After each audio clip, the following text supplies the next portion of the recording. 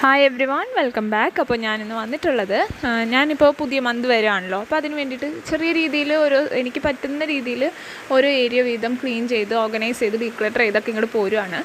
വലിയ ആർഭാടമായിട്ടൊന്നുമല്ല, ചെറിയ രീതിയിൽ. അപ്പോൾ അതിൻ്റെ ഒപ്പം തന്നെ ഞങ്ങളൊന്ന് പുറത്ത് പോയിട്ടുണ്ടായിരുന്നു വീക്കെൻഡിൽ. അപ്പോൾ ആ ഒരു ദിവസത്തെ വീഡിയോ ആണ് ഷെയർ ചെയ്യുന്നത്. പിന്നെ അന്ന് അൺഎക്സ്പെക്റ്റഡ് ആയിട്ട് കുറച്ച് ഗസ്റ്റും കാര്യങ്ങളൊക്കെ വന്നിട്ടുണ്ടായിരുന്നു. അപ്പോൾ അതുകൊണ്ട് ആ കുറച്ച് ഏരിയ ഞാൻ കട്ട് ചെയ്തിട്ടുണ്ട്. ബാക്കിയൊരു ഫുൾ ഡേ ആണ് ഞാൻ ഇന്ന് ഷെയർ ചെയ്യുന്നത്. അപ്പോൾ എനിക്ക് ബ്രേക്ക്ഫാസ്റ്റായിട്ട് ഞാൻ ഉപ്പുമാവും പിന്നെ പഴം ഉണ്ടായിരുന്നു, ചെറുപഴം. ഇവിടെ അത് ഭയങ്കര ഇഷ്ടമാണ്.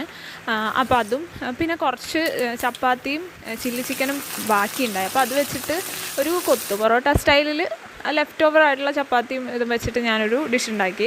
അതാണ് ഷെയർ ചെയ്യുന്നത്. സോ എൻ്റെ ഒരു ഉപ്പുമാവിൻ്റെ റെസിപ്പി ആണിപ്പോൾ ഞാൻ ഷെയർ ചെയ്യാൻ പോകുന്നത്. അപ്പോൾ പെട്ടെന്ന് സിമ്പിളായിട്ട് പറയാം, എനിക്കിങ്ങനെ കുക്കിംഗ് വീഡിയോസൊക്കെ കാണുന്നത് ഇഷ്ടമാണ്. എന്തെങ്കിലും ഒരു വെറൈറ്റി കിട്ടിയിട്ടുണ്ടെങ്കിൽ അത് ട്രൈ ചെയ്യാമല്ലോ, അതിന് വേണ്ടിയിട്ട്. അപ്പോൾ അത് ഓർത്തിട്ടാണ് കേട്ടോ ഷെയർ ചെയ്യുന്നത്. ബോറടിക്കുന്നുണ്ടോയെന്നറിയില്ല.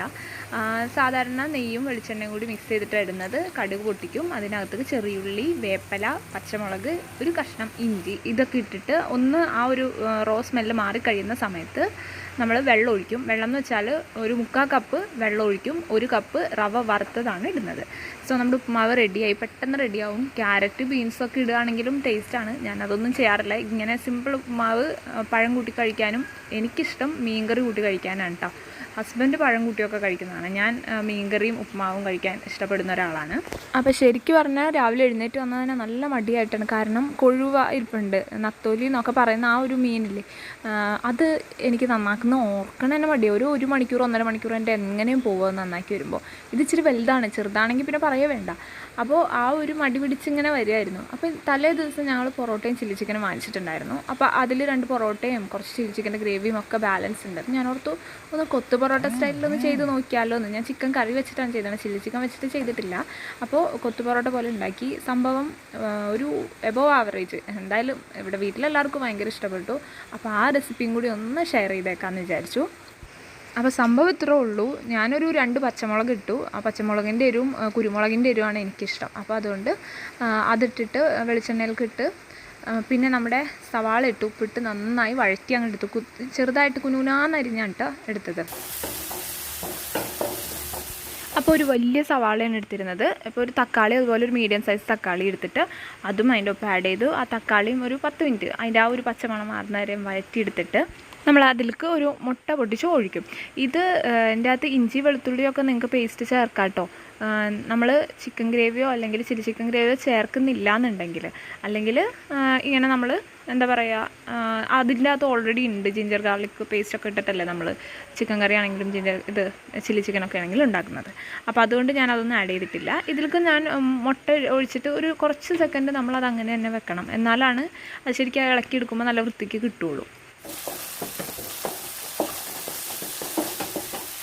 സോ അത് കഴിഞ്ഞിട്ട് കുറച്ച് കുരുമുളക് പൊടി ആഡ് ചെയ്ത് കൊടുക്കുക. നിങ്ങൾക്ക് എരിവിനനുസരിച്ച് ആഡ് ചെയ്യാം കേട്ടോ. അതിൻ്റെ ആ ഒരു ടേസ്റ്റാണ് ശരിക്കും ഇങ്ങനെ ഇതിൻ്റെ അകത്ത് മുന്തി നിന്നിരുന്നത്. എനിക്കും ഹസ്ബൻഡിനും അത് ഭയങ്കര ഇഷ്ടപ്പെട്ടു. അങ്ങനെ ഞാൻ അതൊക്കെ കൂടി ഒന്ന് മിക്സ് ചെയ്തെടുത്തു. വേറെ മസാലപ്പൊടിയൊന്നും ആഡ് ചെയ്യുന്നില്ല, ഗ്രേവി ചേർക്കുന്നത് കൊണ്ട് കേട്ടോ. ഇനി ഗ്രേവി ഇല്ലാണ്ട് ഉണ്ടാക്കുമ്പോൾ ഈ പറയുന്ന പോലെ നേരത്തെ പറഞ്ഞ പോലെ ഇഞ്ചി വെളുത്തുള്ളി പേസ്റ്റ് പിന്നെ ഈ പൊടിയൊക്കെ ഇട്ടിട്ട് ഉണ്ടാക്കണം. ഞാൻ അങ്ങനെയൊക്കെ ഉണ്ടാക്കി നോക്കിയിട്ടുണ്ട്. ചില്ലി ചിക്കൻ നിങ്ങൾക്ക് ഇതുപോലെ ബാക്കി വരികയാണെങ്കിൽ ആ ഗ്രേവി ആഡ് ചെയ്തിട്ട് ഒന്ന് ട്രൈ ചെയ്ത് നോക്കണം കേട്ടോ, എപ്പോഴെങ്കിലും പറ്റുകയാണെങ്കിൽ. അപ്പോൾ പിന്നെ ഇതിൻ്റെ മുകളിൽ കുറച്ച് മല്ലിച്ചീരയുടെ ടേസ്റ്റ് മസ്റ്റാണ് കേട്ടോ. അപ്പോൾ അതും കൂടി ഇട്ട് നന്നായിട്ട് ഇളക്കി അതിനകത്തേക്ക് പൊറോട്ട ഞാൻ ഒരു കത്രിക വെച്ചിട്ട് അവിടെ ഇവിടെ നിന്നൊക്കെ ഇങ്ങനെ കട്ട് ചെയ്ത് ലെയർ അങ്ങനെ കട്ട് ചെയ്ത് കുഞ്ഞി ഇതാക്കിയിട്ടാണ് എടുത്തത്. ഇത് തന്നെ ചപ്പാത്തിയും ചെയ്യും കേട്ടോ. ചപ്പാത്തിയും ഗ്രീൻ പീസും നമ്മുടെ ബീൻസ് കറി ഇല്ലേ, അതൊക്കെ വെച്ചിട്ട് ചിലപ്പോൾ നമുക്ക് ബാലൻസ് വരുമ്പോൾ ഞാൻ തലേ ദിവസത്തെ ചപ്പാത്തിയും ഇതും കൂടി മിക്സ് ചെയ്തിട്ട് ഇങ്ങനെ ഉണ്ടാക്കും. അത് ഇതിലും ടേസ്റ്റാണ്. ബീൻസ് കഴിക്കാൻ ഇവിടെ ആർക്കും ഇഷ്ടമല്ല. അപ്പോൾ ഇങ്ങനെയൊക്കെ ചെയ്ത് കൊടുക്കുമ്പോൾ പിള്ളേർ ഇത്തിരിയെങ്കിലും കഴിക്കും. അപ്പോൾ അതിന് വേണ്ടിയിട്ട് ചെയ്യുന്നതാണ്. എന്തായാലും അപ്പോൾ അന്ന് രാവിലെ ഞാനും ഹസ്ബൻഡ് ഇതാണ് കഴിച്ചത്. അവർ വലിയ കാര്യമായിട്ടൊന്നും കഴിച്ചില്ല. അവർക്ക് ഉപ്പുമാവും ഇതൊക്കെയായിരുന്നു ഇഷ്ടം. പിന്നെ വൈകുന്നേരം ഞങ്ങളൊന്ന് കറങ്ങാനൊക്കെ പോയിട്ടുണ്ടായിരുന്നു. അതൊക്കെ കഴിഞ്ഞ് വന്ന് വെച്ചപ്പോൾ ഞാൻ ഉപ്പുമാവ് മീൻകറിയും കൂട്ടിയിട്ടൊക്കെയാണ് കഴിച്ചത്. അപ്പോൾ എന്തായാലും ജസ്റ്റ് ഒന്ന് ട്രൈ ചെയ്ത് നോക്കണം കേട്ടോ, ഇഷ്ടപ്പെടും. ചെയ്തിട്ടില്ലാത്തവർ ഇതൊക്കെ ഓൾറെഡി എല്ലാവരും കുറേ നാൾ മുമ്പ് തന്നെ ചെയ്തു വിട്ടതായിരിക്കും. എൻ്റെ വീട്ടിലൊക്കെ ഇടയ്ക്കവരൊക്കെ ഉണ്ടാക്കുമായിരുന്നു. ഞാനതങ്ങനെ എപ്പോഴൊന്നും ഉണ്ടാക്കാറില്ല. സോ ഉണ്ടാക്കിയപ്പോൾ നിങ്ങളായിട്ട് ഷെയർ ചെയ്തു എന്നുള്ളൂ. അപ്പോൾ അതാ നമ്മുടെ സിമ്പിൾ ബ്രേക്ക്ഫാസ്റ്റ് റെഡിയായി. അപ്പോൾ അത് ഞങ്ങൾ കുട്ടികളും ഞാനൊക്കെ കൂടി കഴിച്ചു. കുട്ടികൾക്ക് ഇതായിരുന്നു കേട്ടോ, ഉപ്മാവായിരുന്നു അവർ കഴിച്ചത്. ഞാനും ഹസ്ബൻഡുമാണ് ഇത് കഴിച്ചത്. എന്തായാലും ആ മല്ലിച്ചീരയുടെ ടേസ്റ്റും കുരുമുളകിൻ്റെ ടേസ്റ്റും പച്ചമുളകിൻ്റെ ടേസ്റ്റൊക്കെ ആയിട്ട് ഞങ്ങൾക്ക് ഇഷ്ടപ്പെട്ടു. എന്തായാലും ഒരു എബവ് ആവറേജ് റെസിപ്പി. അപ്പോൾ അത് കഴിഞ്ഞിട്ട് ബെഡ് വിരിക്കാനായിട്ട് ചെന്ന് എൻ്റെ പൊന്നോ, ഒരു 10 മിനിറ്റ് എടുത്ത് വിരിക്കേണ്ട ബെഡ് 1 മണിക്കൂർ എടുത്തു വിരിച്ച് തീരാനായിട്ട്. രണ്ടുപേരെ എണീപ്പിച്ച് പിന്നെ അവരെ കുളിപ്പിച്ച് അവരുടെ കാര്യങ്ങളൊക്കെ കഴിഞ്ഞ് അവർക്ക് ഞാൻ ലാപ്ടോപ്പ് വെച്ച് കൊടുത്തു. സോ ആ ഒരു ടൈമിൽ ക്ലാസ് സ്റ്റാർട്ട് ചെയ്തിട്ടുണ്ടായിരുന്നില്ല. അവർക്ക് ഈ ചൊവ്വാഴ്ച ബുധനാഴ്ചയൊക്കെയാണ് ക്ലാസ് വീണ്ടും പഴയപടി സ്റ്റാർട്ട് ചെയ്ത് തുടങ്ങിയത്. അപ്പോൾ ഞാൻ അവർക്ക് മറ്റേ നമ്മുടെ അതിശയൻ സിനിമയൊക്കെ വെച്ച് കൊടുത്തു. കാരണം എനിക്ക് ഈ മീൻ നന്നാക്കണം എന്നുണ്ടെങ്കിൽ അത്യാവശ്യം എനിക്കറിയാം നല്ല സമയം എടുക്കും. വേറെ വല്ല ഈസി ടിപ്പോ ടെക്നിക്കോ എന്തെങ്കിലും ഉണ്ടെങ്കിൽ പറഞ്ഞു തന്നെ കേട്ടോ. എങ്ങനെ കുഞ്ഞിക്കുഴു വേണമെങ്കിൽ ഇതിൻ്റെ അപ്പുറം, പക്ഷേ ഇത്തിരി കൂടി ഈസി ആണോ എന്നാണ് കുഞ്ഞിക്കുഴുവ്. അത് കൈവച്ച് ഞാൻ കിളി കളയാണ് ചെയ്യുന്നത്. ഇതിൻ്റെ സ്മെല്ല് കളയാൻ വേണ്ടിയിട്ട് എൻ്റെ അടുക്കള എന്ന് പറഞ്ഞാൽ ആ ഫ്രണ്ട് ഏരിയയിൽ തന്നെ ആയതുകൊണ്ടും നല്ല എയർ ടൈറ്റാണ് വീട്. അപ്പോൾ സ്മെല്ലൊക്കെ നല്ലോണം നിൽക്കും. നന്നായിട്ട് വൃത്തിയാക്കിയില്ലെങ്കിൽ വീട്ടിൽ വന്ന് കയറുമ്പോൾ തന്നെ സ്മെല്ലുണ്ടാവും. എനിക്കും ഹസ്ബൻഡിനും അങ്ങനെ പറ്റില്ലൊട്ടും. അപ്പോൾ അതുകൊണ്ട് മീൻ നന്നാക്കിയിട്ടുള്ള ക്ലീനിങ് ആണ് എൻ്റെ മെയിൻ ഒരു പ്രശ്നം. അപ്പോൾ എന്തായാലും ഇത് നന്നാക്കി ഇവിടെ വാങ്ങാൻ ഇവിടെ നിന്നൊന്നും കിട്ടില്ല കേട്ടോ. നന്നാക്കിയിട്ട് ഇനിയും ഓൺലൈനായിട്ടൊന്ന് നോക്കണം കിട്ടുമോ അറിയാനായിട്ട്. എന്തായാലും എൻ്റെ മീൻ കറിയുടെ റെസിപ്പി ശരിക്ക് എൻ്റെ ഇൻലോസ് വെക്കുന്ന രീതി എന്ന് പറഞ്ഞാൽ തേങ്ങ അരച്ചിട്ട് അങ്ങനെ തന്നെ ഒഴിച്ചിട്ടാണ്.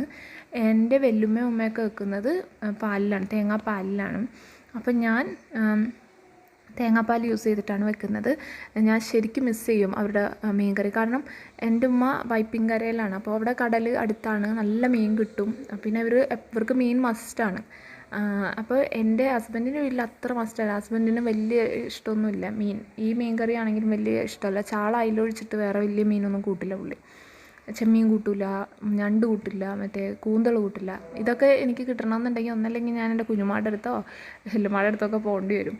അപ്പോൾ എന്തായാലും ഇതിപ്പോൾ എനിക്ക് എൻ്റെ മക്കൾക്ക് ഭയങ്കര ഇഷ്ടമായതുകൊണ്ട് ഞാനപ്പോൾ അവർക്ക് വേണ്ടിയിട്ട് സ്പെഷ്യലായിട്ട് ഉണ്ടാക്കുന്നതാണ് ഇത്. അപ്പോൾ വലിയ ഇതായിട്ടൊന്നും അല്ല, ഇഞ്ചി വെളുത്തുള്ളി ഒന്നും ഇടില്ല, ഉലുവ അങ്ങനെയൊന്നും നമ്മൾ മീൻ കറിയിൽ ആഡ് ചെയ്യില്ല.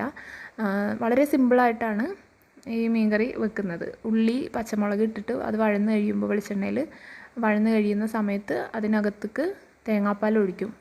ലാസ്റ്റത്തെ പാൽ ഫസ്റ്റ് ഒഴിക്കും. ഇപ്പോൾ 3 തവണ പിഴിഞ്ഞെടുക്കുന്നുണ്ടെങ്കിൽ 3-ാം പാൽ ആദ്യം ഒഴിക്കും, പിന്നെ 2-ാം പാൽ ഒഴിക്കും.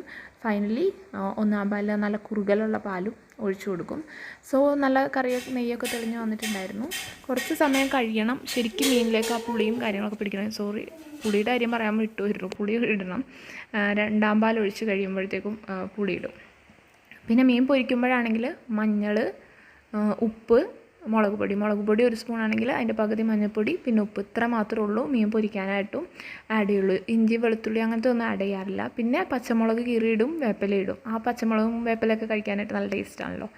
അങ്ങനെ അപ്പോൾ അത് കഴിഞ്ഞിട്ടുള്ള ക്ലീനിങ് ആണ്. ഞാൻ ബേക്കിംഗ് സോഡ ഇട്ടിട്ടും ഉപ്പിട്ടിട്ടും ക്ലീൻ ചെയ്യും. മീൻ ക്ലീൻ ചെയ്യുമ്പോഴും ഉപ്പിട്ടിട്ട് നന്നായിട്ട് ആ മൺചട്ടിയിലിട്ട് ഉരച്ച് ക്ലീൻ ചെയ്തെടുക്കും. ആ ഒരു സ്മെല്ല് പോകണമല്ലോ അതിന് വേണ്ടിയിട്ട്.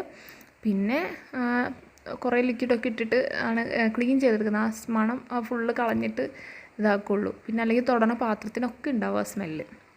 അപ്പം എന്തായാലും അത് കഴിഞ്ഞിട്ട് ചോറൊക്കെ വടിച്ചു വെച്ചു. അങ്ങനെ ഇതൊക്കെ കഴിഞ്ഞ് ഞാനൊരു കുളിയൊക്കെ കഴിഞ്ഞിട്ട് നമ്മുടെ ഭക്ഷണം കഴിക്കാൻ വന്നു. അപ്പോൾ ഞാൻ സവാളയൊക്കെ അരിഞ്ഞു കൊടുത്തിട്ടുണ്ടായിരുന്നു. ഒന്ന് അലങ്കരിക്കാൻ വേണ്ടിയിട്ട് മോനെ ഏൽപ്പിച്ചു. പിന്നെ അത് കഴിഞ്ഞ് രണ്ടുപേരും കൂടി അത് അലങ്കോലമാക്കി തന്ന് മൊത്തത്തിൽ. പിന്നെ ഹസ്ബൻഡ് വന്നു.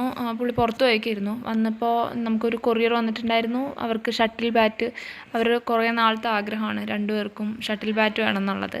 അപ്പോൾ അതും ഇപ്പോൾ കുറച്ച് ദിവസമായിട്ട് ഞങ്ങളിങ്ങനെ ആമസോണിൽ നിന്ന് സാധനങ്ങളൊക്കെ വാങ്ങിക്കുന്നുണ്ട്. ഇപ്പോൾ ഒരു കെറ്റിലും കൂടി കിട്ടിയിട്ടുണ്ടായിരുന്നു അന്നത്തെ ദിവസം. എന്തായാലും കെറ്റിൽ എനിക്ക് അത്ര ഇഷ്ടപ്പെട്ടൊന്നുമില്ല. അത് ഹസ്ബൻഡിന് ചായ വെക്കാൻ വേണ്ടിയിട്ടോ എന്തൊക്കെയോ പറഞ്ഞിട്ട് വാങ്ങിച്ചതാണ് കെറ്റിൽ. എന്തായാലും എനിക്ക് വലിയ താല്പര്യമൊന്നും ഉണ്ടായില്ല. പുള്ളി വാങ്ങിച്ച് അതവിടെ ഇപ്പോൾ അവിടെ ഇരിപ്പുണ്ട് വീട്ടിൽ.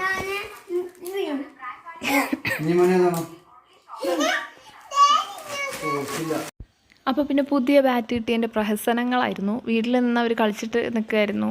ഇത് കളിച്ചിട്ടിരിക്കുന്നതിൻ്റെ ഇടയിലാണ് ഗസ്റ്റൊക്കെ വന്ന്. പിന്നെ നമ്മൾ ചായയൊക്കെ കുടിച്ച് അവരുടെ കൂടെ കുറച്ച് നേരം കഴിഞ്ഞു. അവർ പോയി കഴിഞ്ഞപ്പോൾ ഗ്രൗണ്ടിൽ പോയിട്ട് കുട്ടികളുമായിട്ട് കളിച്ചിരുന്നപ്പോഴാണ് നമുക്ക് ലൈറ്റ് ഹൗസുള്ള ബീച്ചിലൊന്ന് പോയാലോ എന്ന് പറഞ്ഞിട്ട് പോയി. അവിടെ ചെന്നപ്പോഴാണ് രസം. കണ്ണെത്താ ദൂരത്തോളം വണ്ടികളിങ്ങനെ ക്യൂവിൽ കിടക്കുകയാണ്. പിന്നെ ഹസ്ബൻഡിന് അങ്ങനെ ക്യൂ അടക്കം അങ്ങനെ ക്ഷമയൊന്നും കിട്ടില്ല. അപ്പോൾ ഞങ്ങൾ പെട്ടെന്ന് തന്നെ തിരിച്ച് പോന്നു. അപ്പോൾ എന്നാൽ പിന്നെ ജങ്കാറിൽ കയറാമെന്ന് ഓർത്തപ്പോൾ അവിടെയും ക്യൂ. പ്രത്യേകിച്ച് സൺഡേ ദിവസങ്ങളിലൊക്കെ ഇങ്ങനെ തന്നെയായിരിക്കും. ഞങ്ങളാണെങ്കിൽ മിക്കവാറും ഇറങ്ങുന്നത് ഇങ്ങനെയായിരിക്കും. എന്തായാലും പോരുന്ന വഴിക്ക് നമ്മൾ മുളവുകാട് വഴി കണ്ടെയ്നർ റോഡിൽ വന്ന് അവിടെ ഒരു പാലം പണിതിട്ടുണ്ടായിരുന്നു. അപ്പോൾ അവിടെ വന്നപ്പോൾ അവിടെയും നിറയെ ആൾക്കാർ. അപ്പോൾ ഇതിനു മുന്നേ ഹസ്ബൻഡ് മീൻ ചൂണ്ടിടാനായിട്ട് കൂട്ടുകാരുടെയൊക്കെ ഒപ്പം വരുമ്പോൾ ഇവിടെ ഒന്നും ഒരു മനുഷ്യൻ ഉണ്ടായിരുന്നില്ല എന്ന് പറയും. അപ്പോൾ അങ്ങനെ വന്ന് നോക്കിയപ്പോൾ ഇതും എന്താ പറയുക, ആൾക്കാരൊന്ന് റിലാക്സ് ആവുന്നതിന് വേണ്ടിയിട്ട് ഇപ്പോൾ ഇവിടെയും നിറച്ച ആൾക്കാരും നിറയെ വണ്ടികളൊക്കെ ആയിട്ട് കിടക്കുകയാണ്. എന്തായാലും രസമായിരുന്നു കേട്ടോ ആ ഒരു ഈവനിങ്. ഞങ്ങളങ്ങനെ കുറേ നേരം അവിടെ സ്പെൻഡ് ചെയ്തു. അപ്പോൾ അതെ നിങ്ങളിപ്പോൾ കാണുന്നതാണ് കേട്ടോ ആ വലിയ ബിൽഡിങ്ങുകളില്ലേ, അതാണ് കേട്ടോ അസ്റ്റർ മെഡിസിറ്റി. നമ്മളതിൻ്റെ ആ വഴിയാണ് വന്നത്. അങ്ങനെ ഞങ്ങൾ വീട്ടിലെത്തി. വീട്ടിലെത്തിയപ്പോൾ ഞാൻ പറഞ്ഞല്ലോ കെറ്റിൽ പൊളിച്ചിട്ടുണ്ടായിരുന്നില്ല. ഇതാണ് നമ്മുടെ കെറ്റിൽ. സംഭവം പീജിയൻ്റെ ആണ്, പ്രസ്റ്റീജ് അല്ല കേട്ടോ, പീജിയൻ്റെ. ഷുള്ളൊക്കെ കണ്ടോ, ഒരു സുഖം തോന്നണില്ല എനിക്ക്. അങ്ങനെ എന്തായാലും ഞാൻ എല്ലാ ദിവസവും കുറച്ച് വീതം നമ്മുടെ ഓരോ പാർട്ട് വീതം ക്ലീനാക്കി കൊണ്ടുവരികയാണ്. പുതിയൊരു മന്ത് വരാണല്ലോ, അപ്പോൾ അതിനൊന്ന് ഫ്രഷായിട്ട് വരവേൽക്കുന്നതിന് വേണ്ടിയിട്ട്. ഇപ്പോൾ ഇത് കുറച്ച് സ്റ്റേഷനറീസും ഡ്രസ്സ് അവിടെ തന്നെ അങ്ങനെ തന്നെ നടക്കുകയാണ്. ബുക്കുകളും കുറേ ബില്ല് സംഭവങ്ങളൊക്കെ ഉണ്ടാവും. ഇപ്പോൾ ഹോസ്പിറ്റലിൽ നിന്നൊക്കെ കിട്ടിയിട്ടുണ്ട് മരുന്നിൻ്റെ ചീട്ട്, ആവശ്യമില്ലാത്ത കുറേ പേപ്പർ സംഭവങ്ങളുണ്ടാവും. അപ്പോൾ അതൊക്കെ ഒന്ന് കളയണം. അതിന് വേണ്ടിയിട്ട് കുറച്ച് സമയം ഇങ്ങനെ ഇത്തിരി ചെയ്തിട്ടുണ്ടെങ്കിൽ എല്ലാ ഏരിയയും കവർ ചെയ്യാനായിട്ട് പറ്റും. അപ്പോൾ ആ ഒരു കലാപരിപാടിയിലായിരുന്നു. അപ്പോൾ അതിൻ്റെ ഇടയിൽ മോനൊരു മണ്ണിൻ്റെ ഇതിൻ്റെ അകത്ത് പുതിയ ചെടിയൊക്കെ നട്ട് കൊണ്ടു നടപ്പുണ്ടായിരുന്നു. അതവിടെ കുട്ടി. ഞാൻ അവനെ കൊണ്ട് തന്നെ അത് വാരുന്നൊക്കെ പറഞ്ഞിട്ട് അത് വെള്ളമൊക്കെ കുഴച്ച് മൊത്തത്തിൽ കുളമൊക്കെയെങ്കിലും കുറേ നേരമൊക്കെ ഇരുന്ന് വാരിയെടുക്കുന്നുണ്ടായിരുന്നു. സോ ഇതൊക്കെ കഴിഞ്ഞ് എൻ്റെ ബുക്സും കുറച്ച് സ്റ്റേഷനറീസൊക്കെ ഞാനൊന്ന് ഓർഗനൈസ് ചെയ്ത് വെച്ചു. ഭയങ്കര ഒരു സമാധാനമാണ്. എനിക്ക് എന്താ പറയുക, ശരിക്കും സ്ട്രെസ് ഫ്രീ ആക്കുന്നൊരു സംഭവമാണ്. അപ്പോൾ ഇതുപോലെ എല്ലാ ദിവസവും ഞാൻ കുറച്ച് ചെയ്യുന്നുണ്ട്. അപ്പോൾ ഇനി ഓരോ വ്ളോഗിലും കാണിക്കാം. എന്തായാലും ഇന്ന് ഇത്രേ ഉള്ളൂ. Thank you so much for watching.